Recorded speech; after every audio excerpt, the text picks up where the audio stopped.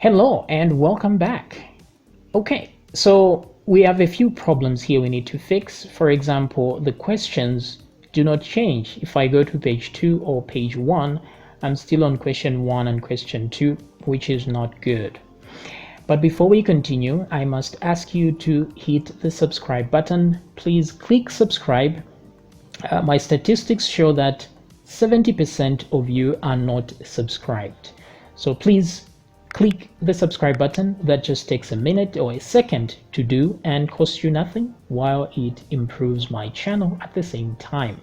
So it's a win-win situation. Yeah, you get more lessons, I get encouraged. So click the subscribe button quickly. I'll give you 2 seconds to do that. Just go below the video and click that now. Okay, so if you have subscribed, awesome.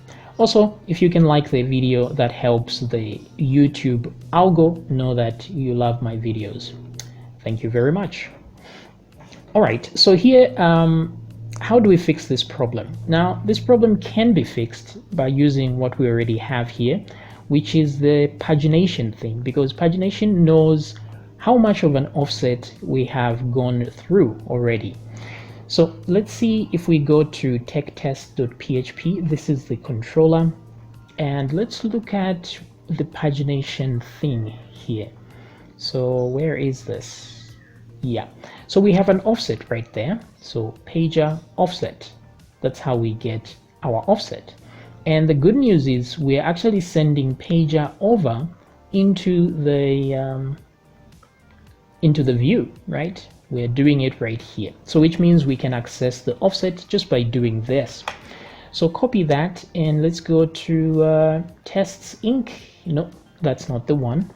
Let's go to our views and let's go to tech test tab view inc. This one with the percentage at the top. Okay. So the question number thing is done from, let's see, where is it done from? Where is the question number showing anyway? Here, I think. Title card. Nope, that's not it. It's right here. Question num. So it's this number right here, which is that, and it starts at 0, right? Very good.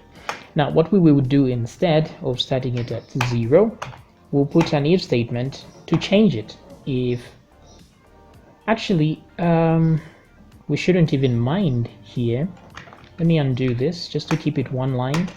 What I'll do here is use pager instead. So this one returns an offset. So we already know that. So instead, we're just going to do this and say num is equal to pager offset. That's it. That should solve our problem. Let's see how well that goes. We are on page 1, so everything works fine. Let's go to page 2, and you see now we have 3 and 4. And let's go to page 3, we have 4 and 5. Wait a minute, page 2, 3, 4, page 3, 4, 5. Okay, that's all good. Now let's try one thing and change the number of questions per page to 3 and see if it will be consistent. Okay, so we got into number 8 already, 7, 8. Let's try the first page. Yeah. First page is 1, 2, 3, that's good. Second page is 4, 5, 6, that's good. And 7, 8. Okay, so just like that, we've solved that problem. The next thing we need to solve is we need a button here that submits these answers once we are done. So we'll put it right below this. So I'm just going to go back to this view page, tech test tab view. And right here where we're showing our percentages and stuff, let me just add another div right below that. And here I will say something like, we're going to monitor the, okay, I see here. So I want to put a message down here that says something like, this test was submitted.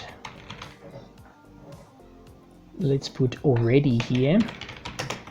So this test was already submitted. Let's click that and there we go. This test was already submitted, or this test has not been submitted, something like this. So two messages there, right? This test has not been submitted. So maybe we can put that in red, the other one in green. But how do we know whether a test was submitted or not? So we're going to use this anchor right here. This is inside the answered tests table, and we need to read this using the user ID and test ID. So this shouldn't take long. So if we go back to techtest.php, since this is where we need to read this from, so we're looking at two things here. Now the thing is, I can use any model here because it contains the query, it inherits the query function from the database. But in order to keep things clean, I think let's invoke the DB thingy here, which we already do at this point. So instead of evoking it from here, let's put it right there so we can use it outside of the post. Okay, so let's come down to this point right here. Where are we? Wow, quite a lot here, yeah? So right here, let's say get answered tests row or something. You can name it what you want, just so you remember it properly. And let me use DB here. So DB query, yes, like this. So I'll put my query in there. The only two things I need, I already have that. I already have that query actually, and that query is right here. Yes, I have this query right here. Copy, and let's bring this over here. So if that exists, then we are in good company. So I'll just paste this here, repeat, and move this over here. Now I don't want to use any more arrays so far. So what I want is, let's see, get answered tests row. Wait a minute. Let's look at this again. All right, so always when somebody is viewing the tech tests, they are the ones taking the test, right? So we are using their user ID to check if they've already submitted that test. So this is good and that is good. Only problem is I don't want to actually, what I can do is empty this row out. I'll just do this and set that to an empty array by doing this. And then I can add some new stuff. Then I can reuse this. So check, instead of check here, we can say answered tests row, something like this. So instead of just ID, we need to get everything from here. So from answer test, where the user ID and test ID are the same, limit 1, that's okay. So close that. And then what we do is we send this into the data row. So I'm just going to copy this part and put it here. That way we send it directly to the right place in data. So answered test row has been created, yes. And now if I go to this, we can use that to check if things is good or not. So sometimes we may not have that row, whereas where we haven't yet we haven't saved any answers yet, we won't have this. So submitted is 0, which means this has not been submitted. So what I will do here is do this. I'm going to add some PHP tags and say if not empty, okay, wrong copy there. It's this one I'm looking for. So if it's not empty, yeah, like this, yes. So let me close that PHP with end if, just too lazy to type that. Okay, so if answer tests, if it's not empty, good. So let's do another if statement and another end if. Let's move that a little bit further. So if